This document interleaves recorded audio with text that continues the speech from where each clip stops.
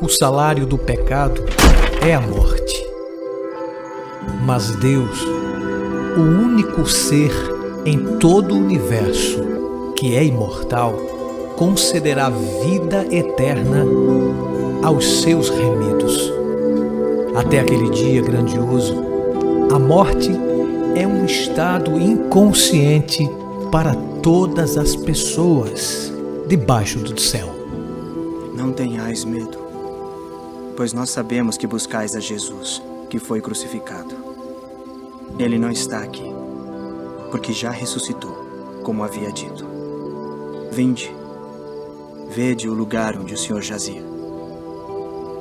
Quando Cristo, que é a nossa vida, se manifestar, os justos ressuscitados e os justos vivos serão glorificados e arrebatados para o encontro de seu Senhor nas nuvens dos céus, que virá Jesus com poder e grande majestade.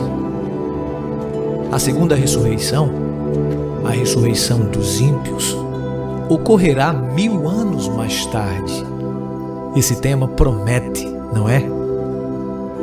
Vamos descobrir o que a Bíblia tem a nos dizer sobre a morte e ressurreição. Não saia daí. O Nisto Cremos está apenas começando.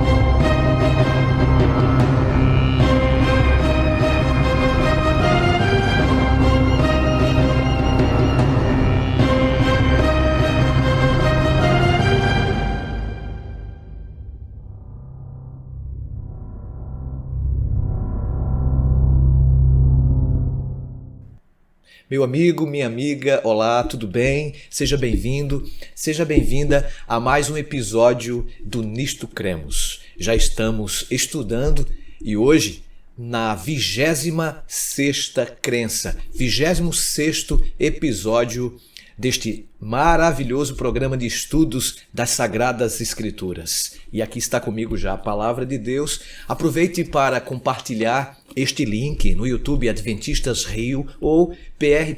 Emanuel Gonçalves. Você vai se inscrever no canal, ativar o sininho de notificações, deixe seu like, compartilhe com seus amigos. Também no Instagram, Adventistas Rio, Pr. Emanuel Gonçalves, no Twitter e no Facebook, tá bom? Vamos aproveitar esse momento tão especial para estudarmos um assunto muito profundo das Sagradas Escrituras. Falaremos hoje sobre a morte e ressurreição.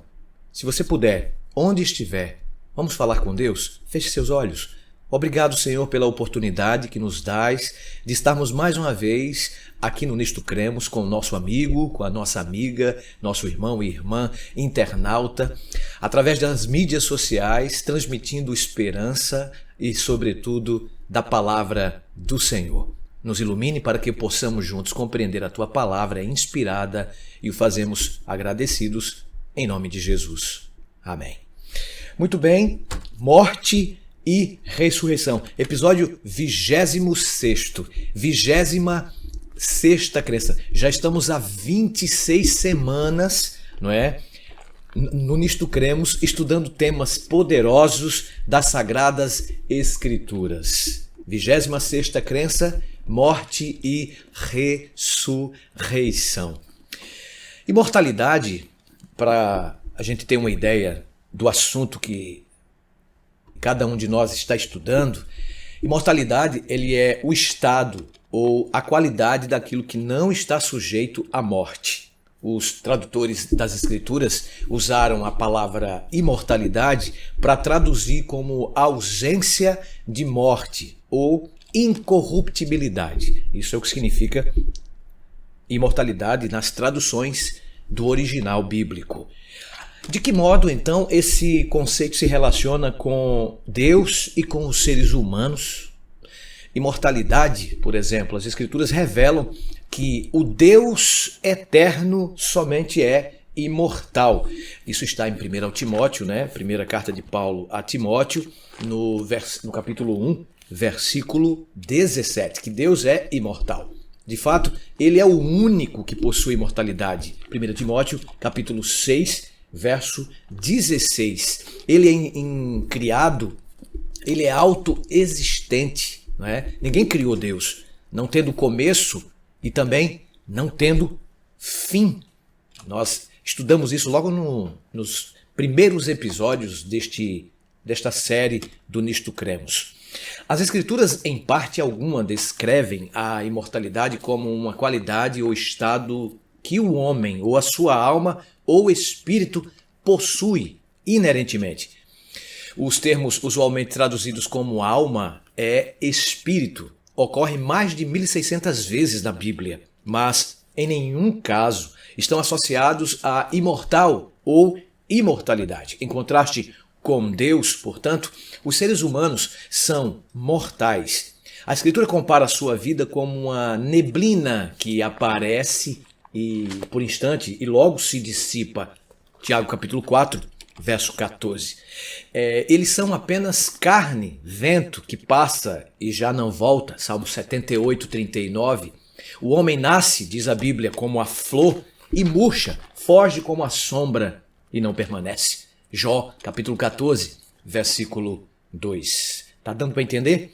Deus e os seres humanos, eles diferem acentuadamente. Deus é infinito, os homens são finitos. Deus é imortal, os homens são mortais. Deus é eterno, os homens são transitórios.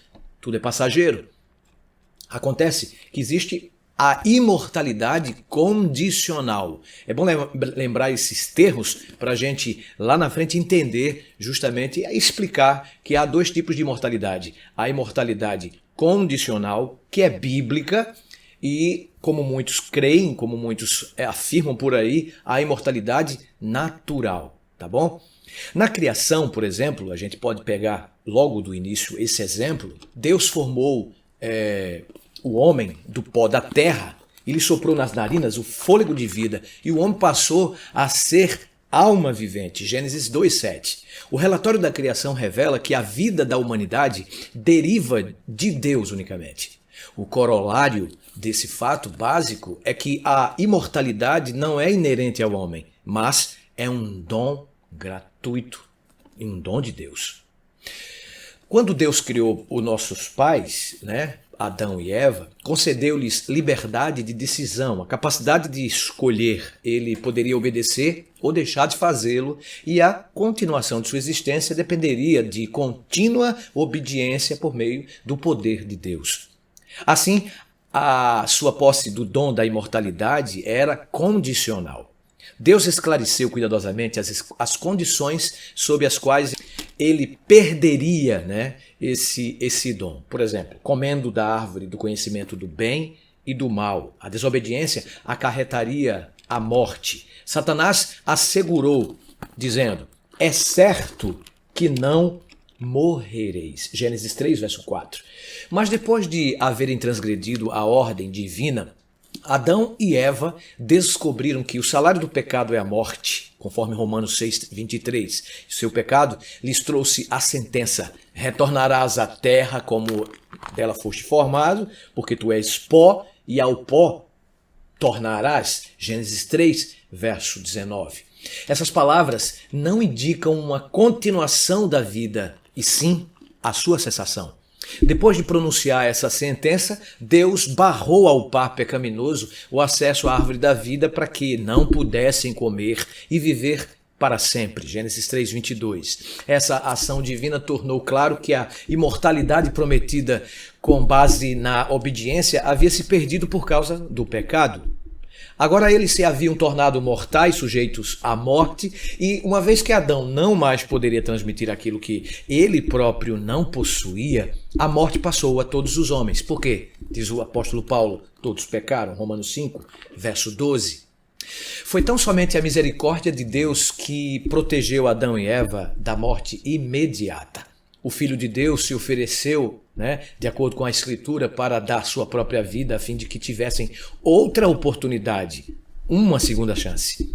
Ele era o Cordeiro que foi morto desde a fundação do mundo. Apocalipse 13, verso 8. Embora as pessoas nasçam mortais, a Bíblia as estimula a buscarem a imortalidade, de acordo com Romanos 2, verso 7. O próprio Jesus Cristo é a fonte de sua imortalidade. O dom gratuito de Deus é a vida eterna em Cristo Jesus, nosso Senhor, Romanos 6, 23. Ele não só destruiu a morte, como trouxe à luz a vida e a imortalidade, 2 Timóteo capítulo 1, verso 10. E a Bíblia diz, porque assim como em Adão todos morrem, também em Cristo todos serão vivificados. O próprio Cristo falou que sua voz abriria os sepulcros lá no Novo Testamento e ressuscitaria os mortos, João 5, versos 28 e 29. Se Cristo não houvesse vindo, a situação humana seria de total desesperança e todos os que morressem teriam perecido para sempre. Face à realidade de Cristo, porém, ninguém precisa perecer, disse o próprio Deus, porque advertiu, no dia em que dela comeres, certamente morrereis. Gênesis 2,17. Jesus disse, Deus amou o mundo de tal maneira que deu seu Filho unigênito, para que todo aquele que nele crê, vocês conhecem o texto, não pereça, mas tenha a vida eterna. João 3,16. Assim, a fé em Cristo não apenas salva da penalidade do pecado, como também traz consigo o incomensurável dom da imortalidade. Cristo, ele trouxe imortalidade mediante o Evangelho. Paulo nos assegura que são as Sagradas Escrituras que nos tornam sábio para a salvação pela fé em Cristo Jesus. 2 Timóteo 3,15. Aqueles que não recebem o Evangelho não receberão a imortalidade. É fato. O momento em que nos será concedido o dom da imortalidade, amigo, amiga, é assim descrito pelo santo apóstolo. Eis que vos digo um mistério. Nem todos dormiremos, mas transformados seremos todos no momento, abrir e fechar de olhos. Ao ressoar a última trombeta, a trombeta soará, os mortos ressuscitarão incorruptíveis e nós seremos transformados. Continua ele, porque é necessário que este corpo corruptível se revista da incorruptibilidade e que o corpo mortal se revista da imortalidade. E quando este corpo corruptível se revestir de incorruptibilidade e o que é mortal se revestir de imortalidade, então se cumprirá a palavra que está escrita, tragada foi a morte pela vitória. 1 Coríntios 15, 51 a 54. Que texto poderoso, amigo.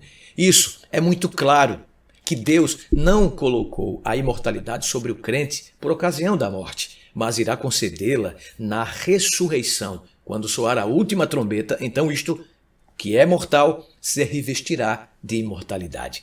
Ao passo que João destaca que recebendo o dom da vida eterna quando aceitamos a Jesus Cristo como Salvador pessoal, a efetiva concretização do dom ocorrerá quando Cristo regressar. Somente então seremos transformados de mortais para imortais, de corruptíveis em incorruptíveis. Se a morte é a cessação da vida, o que diz a Bíblia quanto à condição da pessoa na morte? O que faz com que seja importante que o cristão compreenda esse ensinamento bíblico? O Nisto Cremos está aqui para esclarecer as suas dúvidas, querido ouvinte, querido internauta, querida amiga, querida irmã, querido irmão. Então, a morte, a Bíblia diz claramente que ela é um sono. Morte não é aniquilação completa. É apenas um estado temporário de inconsciência enquanto a pessoa aguarda a ressurreição prometida por Jesus. A Bíblia identifica repetidamente esse fato intermediário como um sono, referindo-se à morte de algumas pessoas. O Antigo Testamento descreve Davi, Salomão e outros reis de Israel e Judá como estando a dormir com seus pais. Você pode ver isso em 1 Reis 2:10, 11:43, 14, 20 e 31, também capítulo 15, verso 8, 2 Crônicas 21, verso 1 e 26, verso 23. Jó, o patriarca, identificou a morte como um sono no capítulo 14 do seu livro, do livro de Moisés, evidentemente, que leva o seu nome, capítulo 14, de 10 a 12. Assim como o fizeram Davi, no Salmo 13, verso 3, Jeremias, no capítulo 51, 39 e 57, e o próprio Daniel, no mesmo livro de Daniel, capítulo 12, verso 2. O Novo Testamento utiliza as mesmas figuras ao descrever a condição da filha de Jairo, que estava morta. Jesus disse que ela estava dormindo, Mateus 9, verso 24.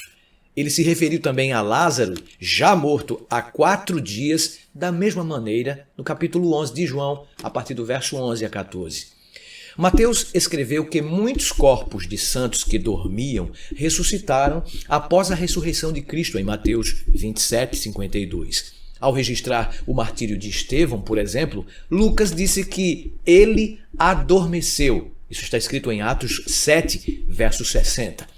Tanto Paulo quanto Pedro também se referiram à morte como um sono em 1 Coríntios 15, 51 e 2 Pedro, capítulo 3, verso 4. A representação bíblica da morte como sono caracteriza muito bem a natureza, conforme o demonstram as seguintes comparações. Por exemplo, aqueles que dormem estão inconscientes. A Bíblia diz, os mortos não sabem coisa nenhuma. Eclesiastes 9, verso 5. No sono, por exemplo, os pensamentos conscientes cessam. Quando diz a Bíblia, sai-lhes o espírito e eles tornam ao pó. Nesse mesmo dia, perecem todos os seus desígnios. Salmo 146, verso 4. Se você puder, tome nota desses textos, porque isso corrobora. Esses textos vão ratificar justamente o sentido de que a pessoa, quando morre, ela não continua vivendo. Ela apenas fica na inconsciência e fica descansando até o dia que a Bíblia diz da ressurreição dos mortos, não é? Que a pessoa vai ressuscitar. Muito bem. O sono, ele põe fim a todas as atividades do dia. A Bíblia diz, no além, para onde tu vais, não há obra, nem projetos, nem conhecimento, nem sabedoria alguma. Eclesiastes 9, verso 10. O sono nos dissocia daqueles que estão despertos e de suas atividades. Para sempre, olha o que o texto diz, não tem eles parte em coisa alguma do que se faz debaixo do sol. Sono normal inativa as emoções. Amor, ódio, inveja, para eles já pereceram. Verso 6. Durante o sono, as pessoas não louvam a Deus, certo? Então, a Bíblia diz no Salmo 115, verso 17, que os mortos não louvam ao Senhor. O sono pressupõe posterior despertar. Vem a hora, diz a Bíblia, em que todos os que se acham nos túmulos ouvirão a sua voz e sairão. João 5, 28 e 29.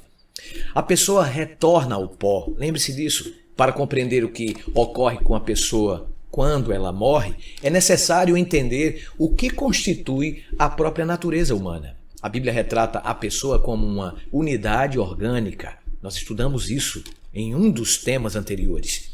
Por vezes, a Bíblia utiliza a palavra alma para se referir ao indivíduo como um todo e outras vezes para identificar suas afeições e emoções. Mas ela não ensina que o homem é composto de duas partes distintas, separadas, corpo e alma, somente existem juntos. Eles formam uma unidade indivisível. Na criação da humanidade, por exemplo, a união do pó, da terra, elementos terrestres, com o fôlego de vida produziu uma criatura ou alma vivente.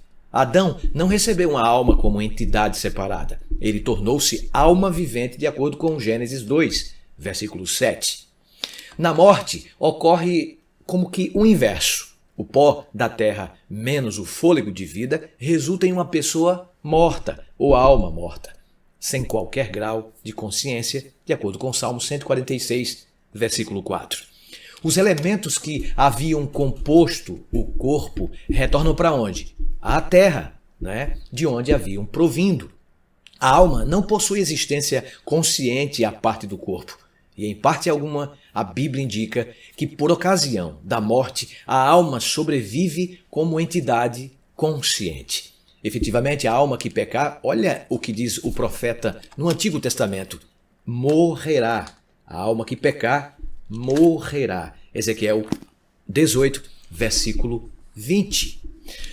O Antigo Testamento chama de Sheol, a palavra em hebraico, e Hades, no grego, o lugar para onde vão as pessoas quando morrem. Nas Escrituras, Sheol normalmente significa apenas sepultura. Pegou? O significado de Hades é similar ao de Sheol. Todos os mortos vão para esse lugar, Salmo 89, 48, tanto os justos quanto os ímpios. Jacó assim se expressou: chorando descerei até a sepultura. Essa palavra sepultura no hebraico aqui é Sheol. Gênesis 37, verso 35. Quando a terra abriu a sua boca para engolir o rebelde Coré e seus companheiros, lembram dessa história? Eles vivos desceram ao abismo. A palavra abismo aqui no hebraico é Sheol. Números capítulo 16, versículo 30. O Sheol recebe a pessoa toda por ocasião da morte, ou seja, a sepultura. Quando Cristo morreu, ele foi para a sepultura. Agora a palavra em grego é Hades. Mas na ressurreição, sua alma deixou a sepultura. Novamente a palavra Hades aparece aqui no grego em Atos 2, 27 e 31, ou Sheol no hebraico, não é? Em Salmo 16, versículo 10. Ao Davi agradecer a Deus pela cura, ele testificou que sua alma havia sido salva da sepultura. Salmo 30, verso 3. A palavra sepultura aqui novamente aparece em hebraico como Sheol. A sepultura não é um lugar de consciência, como muitas pessoas pregam por aí, não é? Os mortos deverão permanecer em estado de inconsciência na sepultura até a ressurreição, quando os sepulcros ou os Hades entregarão os mortos. Apocalipse 20, verso 13. A palavra é Hades. Agora, tem um texto interessante na Bíblia sobre o espírito que retorna a Deus. Enquanto o corpo, evidentemente, retorna à terra, o espírito retorna a Deus. Salomão, ele disse que na morte o pó volta à terra, como era, e o espírito, não é assim que diz a Bíblia, volte a Deus que o deu. Eclesiastes 12, 7. Isso é verdadeiro para todos, tanto justos quanto injustos, quanto ímpios. Muitos têm pensado que esse texto provê evidência de que a essência da pessoa prossegue vivendo após a morte. Mas na Bíblia, nem o termo hebraico, nem o grego para espírito, ou ruach, ou pneuma, respectivamente, se referem a uma entidade inteligente capaz de existência consciente à parte do corpo. Ao contrário, esses termos se aplicam ao fôlego de vida, o princípio vital da existência que anima seres humanos e também animais, como estudamos nos capítulos iniciais do Nisto Cremos. Salomão escreveu: porque o que sucede aos filhos dos homens sucede aos animais. O mesmo lhe sucede. Como morre um, assim morre o outro. Todos têm o mesmo fôlego de vida, ou seja, ruach. E nenhuma vantagem tem o homem sobre os animais. Todos vão para o mesmo lugar. Todos procedem do pó, e ao pó tornarão. Quem sabe que o fôlego de vida, ruach, dos filhos dos homens se dirige para cima e dos animais para baixo, para a terra? Eclesiastes 3, versos 19 a 21. Então, amigo, amiga do Nisto Cremos, assim, de acordo com Salomão, por ocasião da morte, não há diferença entre o espírito de homens e o espírito de animais. A declaração dele de que o espírito, ou ruach, retorna a Deus que o deu, indica que o que retorna a Deus é simplesmente o princípio vital que ele distribuiu.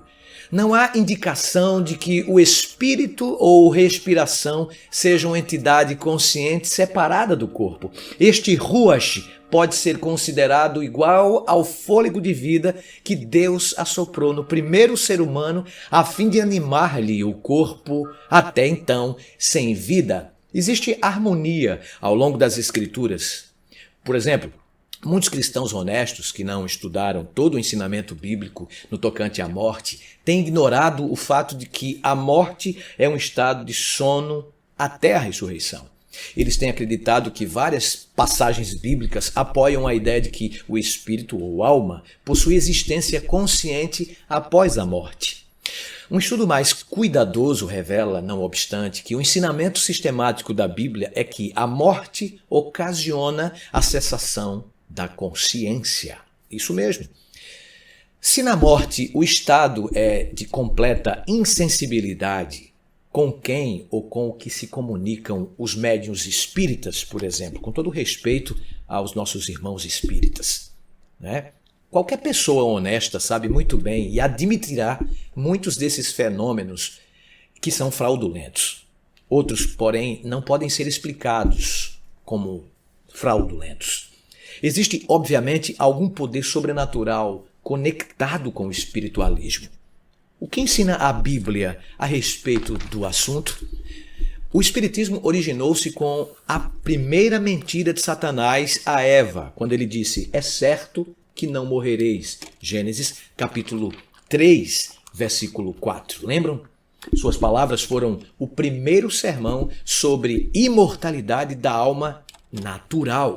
Atualmente, por todo o mundo, religiões de todos os tipos repetem involuntariamente o mesmo erro. Para muitos, a sentença divina, a alma que pecar, essa morrerá, de Ezequiel 18, verso 20, tem sido invertida, recebendo o significado: a alma, mesmo que peque, viverá eternamente. A errônea doutrina da imortalidade natural conduziu à crença do estado consciente na morte.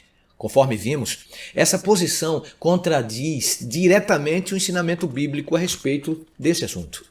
Ela foi incorporada à fé cristã a partir da filosofia pagã, particularmente a de Platão, filósofo grego, durante o tempo da grande apostasia, que nós estudamos sobre essa grande apostasia no episódio de número 13 do Nisto Cremos. Tais ensinamentos vieram a se tornar o ponto de vista prevalecente dentro do cristianismo e ainda hoje representam o pensamento que domina, em toda a cristandade, pelo menos na maior parte. A crença de que os mortos estão conscientes preparou muitos cristãos para a aceitação do espiritismo. Isso mesmo. Se os mortos estão vivos e na presença de Deus, por que não poderiam retornar à Terra na qualidade de espíritos ministradores? E se podem fazê-lo, por que não tentar comunicação com eles a fim de receber deles conselho e instrução para evitar infortúnios ou para receber conforto em meio às tristezas? Interessante, não é? Identificando sobre essa linha de raciocínio, Satanás e seus anjos estabeleceram uma linha de comunicação por meio da qual podem levar a efeito os seus estratagemas, os seus enganos. Por intermédio de técnicas como as sessões espíritas, eles personificam os amados falecidos, trazendo suposto conforto e segurança aos vivos. Por vezes, predizem até eventos futuros, os quais, caso se tornem realidade, resultam em credibilidade para o embuste. A partir daí, as perigosas heresias por eles transmitidas recebem a marca da autenticidade, mesmo que contradigam as Escrituras e a lei de Deus. Tendo conseguido remover as barreiras contra o mal, Satanás adquire pleno domínio sobre as pessoas, afasta-as de Deus e destina-as à destruição certa. Ninguém necessita ser iludido pelo Espiritismo, é verdade. A Bíblia demonstra claramente que suas pretensões são falsas. Conforme vimos, a Bíblia ensina que os mortos não sabem coisa alguma, que eles jazem inconscientes na sepultura. A Bíblia também proíbe fortemente qualquer tentativa de comunicação, diálogo com os mortos ou com o mundo dos espíritos. Ela diz que aqueles que pretendem se comunicar com os mortos tais como os médiuns da atualidade, na verdade, estão se comunicando com espíritos familiares, que são espíritos de demônios. O Senhor disse que essas atividades constituem abominação e aqueles que as praticassem deveriam ser punidos com a morte. Levítico capítulo 19, 31, 20 e 27 e Deuteronômio 19, versos 10 e 11. Isaías expressou muito bem a futilidade do espiritismo nos seguintes termos: quando vos disserem, consultai os necromantes e os adivinhos, que chiureiam e murmuram, acaso não consultará o povo ao seu Deus? Que texto, hein? A favor dos vivos se consultarão os mortos?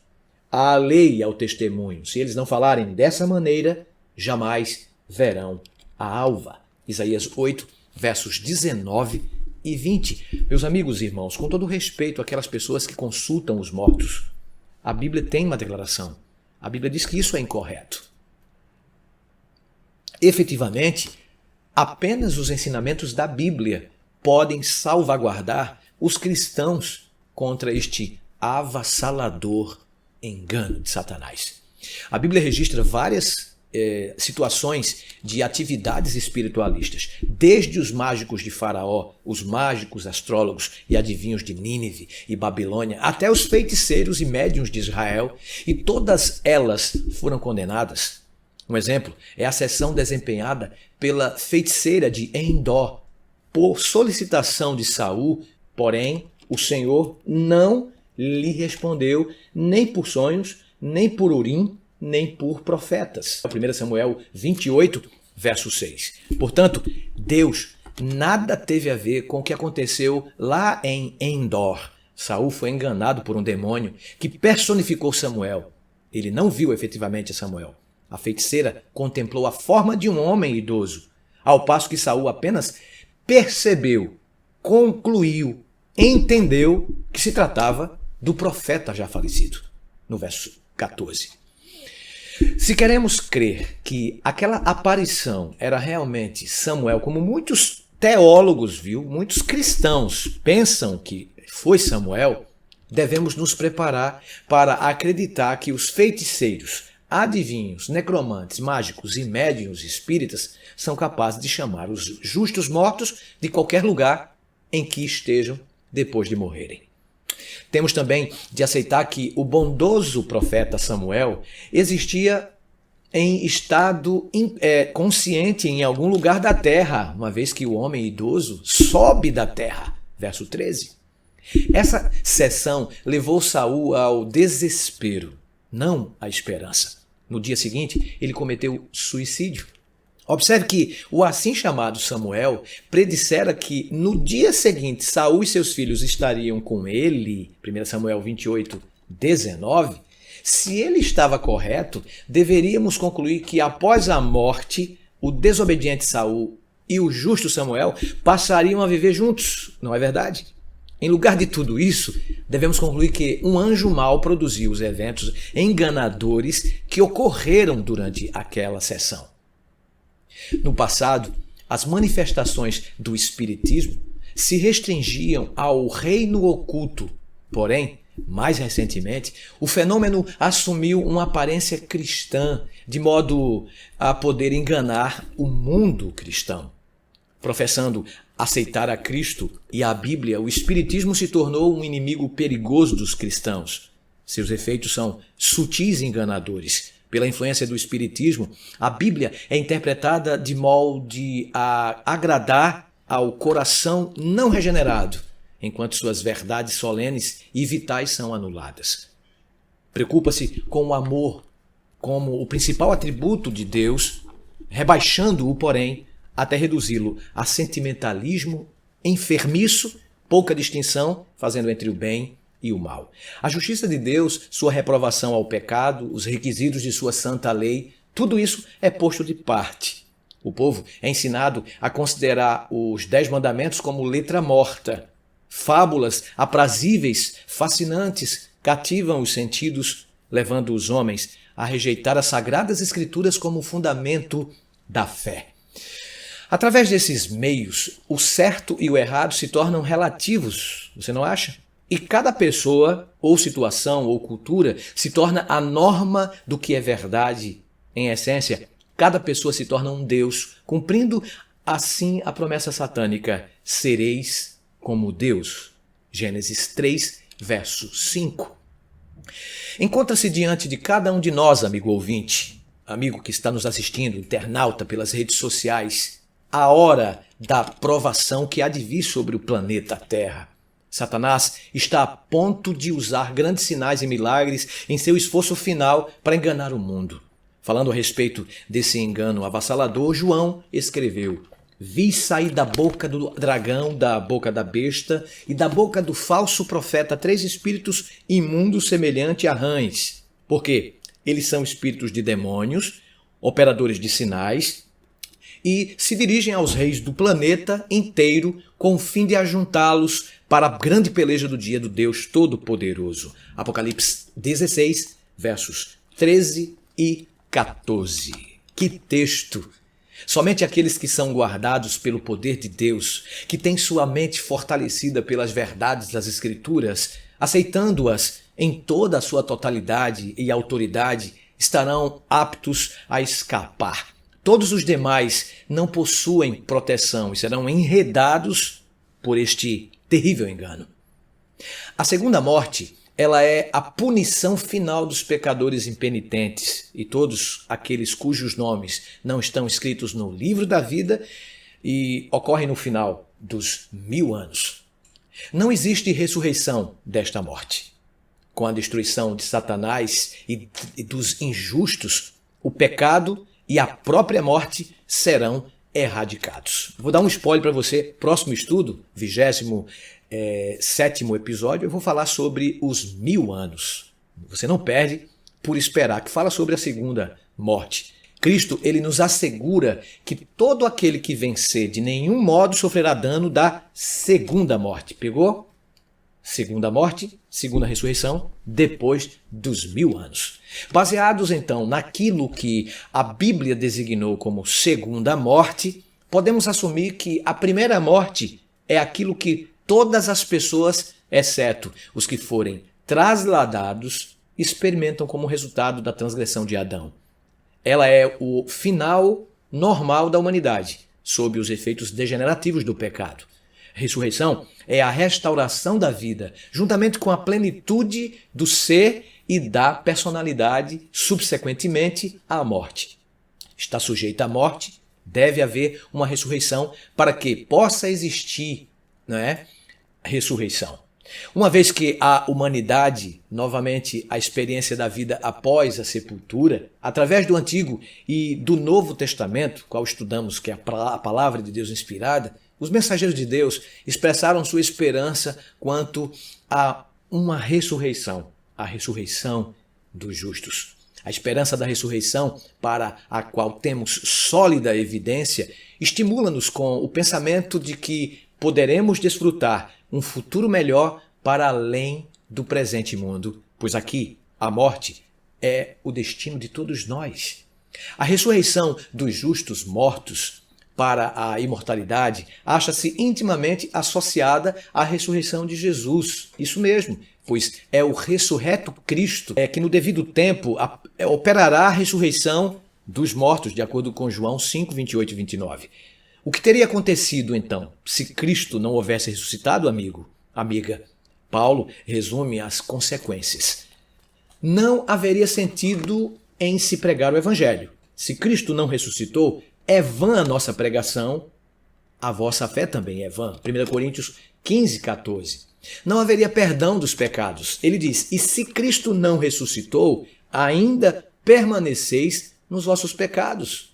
Não haveria propósito na crença em Jesus se ele não houvesse ressuscitado dos mortos. E se ele não ressuscitou, é vã a vossa fé. Não haveria ressurreição geral dos mortos se ele não houvesse saído da sepultura. Ora, ele diz, se é correto pregar-se que Cristo ressuscitou dentre os mortos, como, pois, diz a Bíblia, afirmam alguns, dentre eles, que não há ressurreição de mortos? Verso 12. Não haveria esperança nenhuma além da sepultura se Jesus não houvesse ressuscitado. Se ele não ressuscitou, continua o apóstolo, os que dormiram em Cristo pereceram ou estão perdidos. Versos 17 e 18. Amigo, o Cristo que saiu da sepultura era o mesmo Jesus que vivera aqui em carne.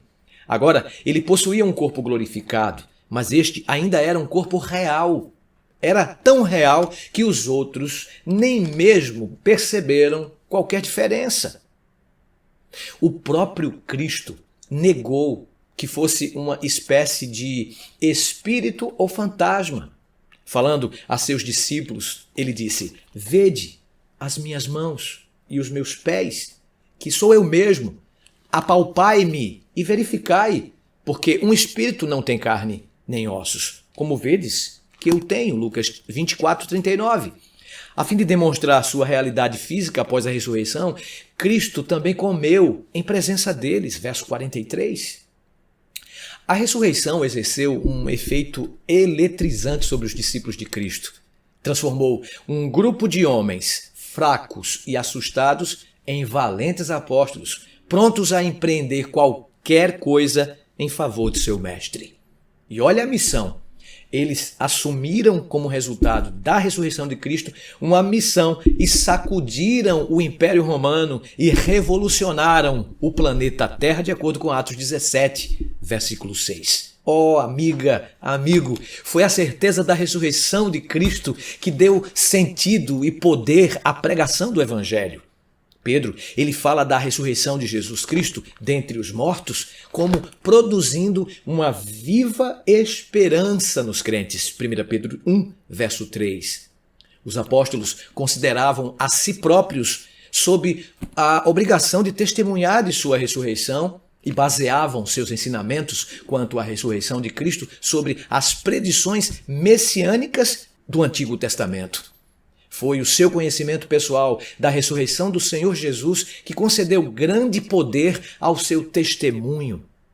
Os apóstolos enfrentaram a oposição dos líderes judeus, exemplificando isso aqui, quando prosseguiram pregando em Jesus a ressurreição dentre os mortos. Quando acusado diante do Sinédrio, o apóstolo Paulo declarou que vivia aquela situação em virtude de sua esperança na ressurreição dos mortos. Atos 23, versículo 6. Aos Romanos, Paulo escreveu que Jesus Cristo foi declarado Filho de Deus com poder pela ressurreição dos mortos. Romanos 1,4.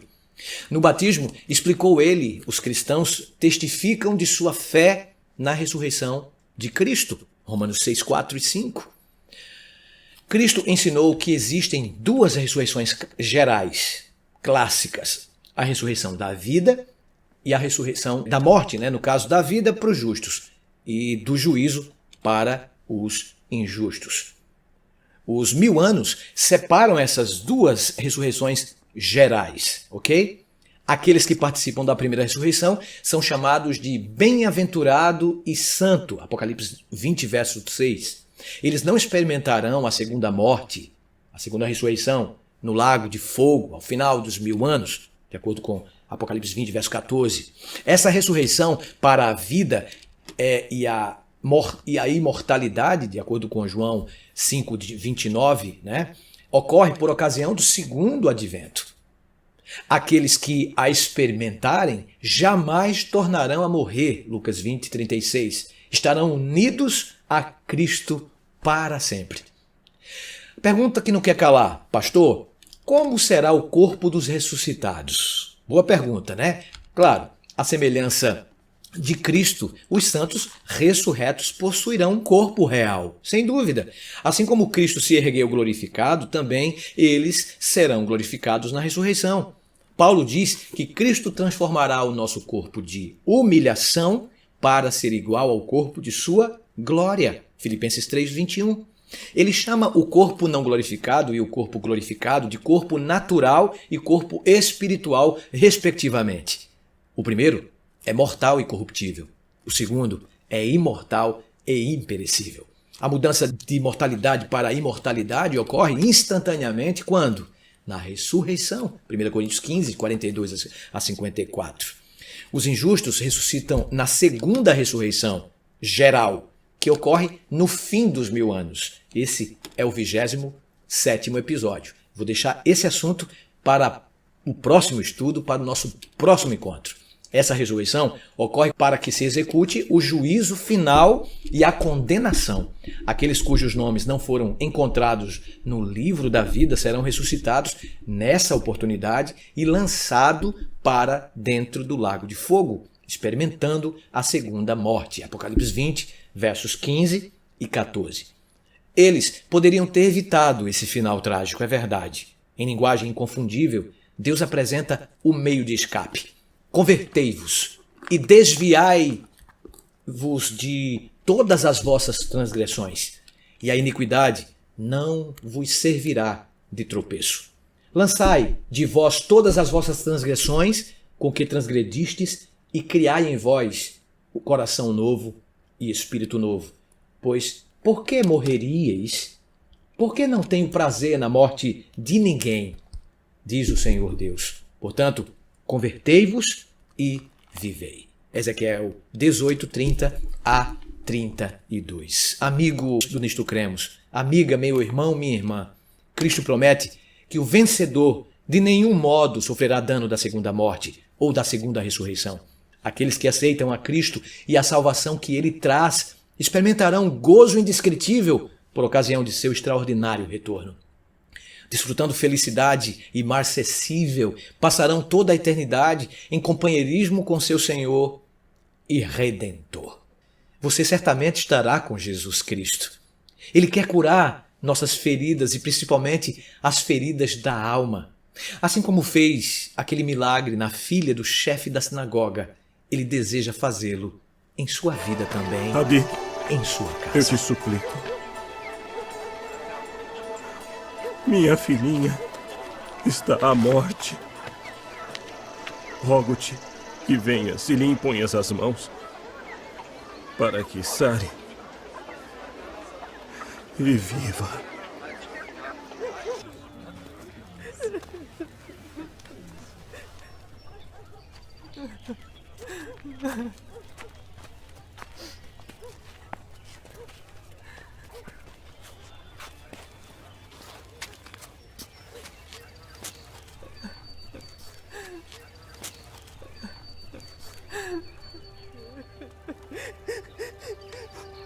Talita Cumi. Levanta-te.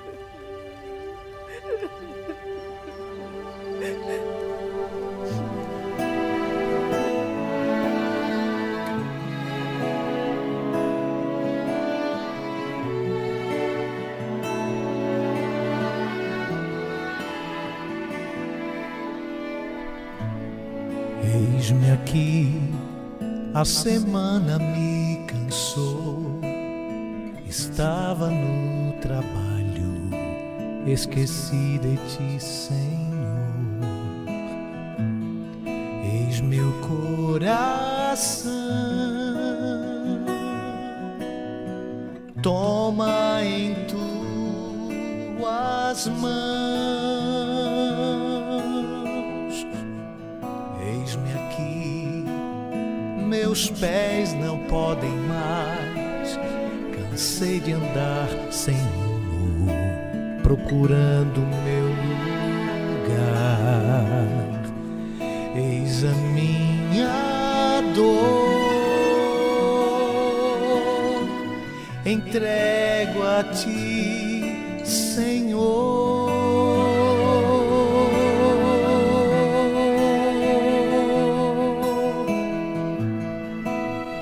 Cura teu povo e sara a ferida que houver. Ele quer colo, precisa tanto de ti. Ouça o seu louvor, como se fossem anjos.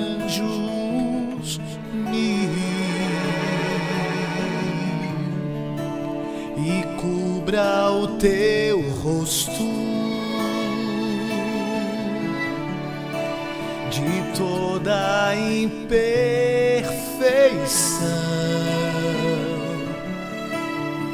e cumpra em nós o teu querer.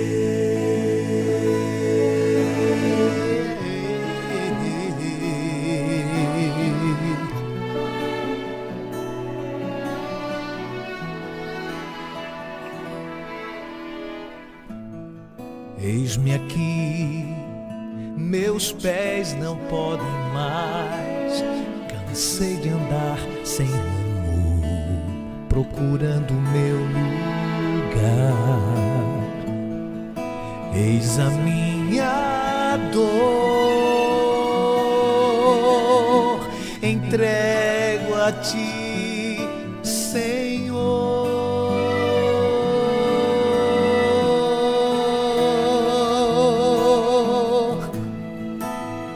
Cura teu povo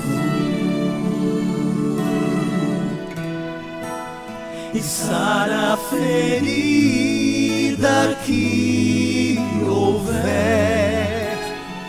Ele quer colo, precisa tanto de ti. Ouça o seu louvor, como se fossem anjos mil, e cubra o teu rosto de toda imperfeição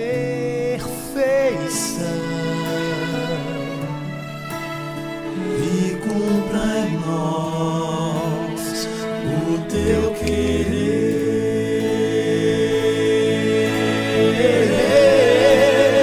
Ouça o seu louvor, como se fossem anjos mil, e cubra o teu rosto de toda imperfeição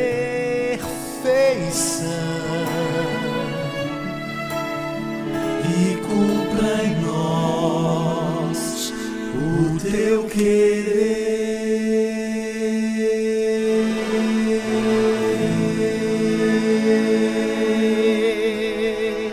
Talita cumi. Levanta-te.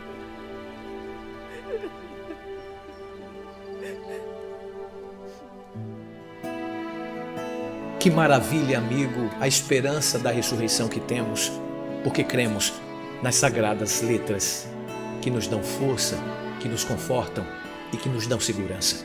Se você puder, onde estiver, feche seus olhos e ore comigo. Deus eterno, muito obrigado por este estudo de hoje. Obrigado porque acreditamos que a morte não é o fim para aquele que acredita na ressurreição da vida.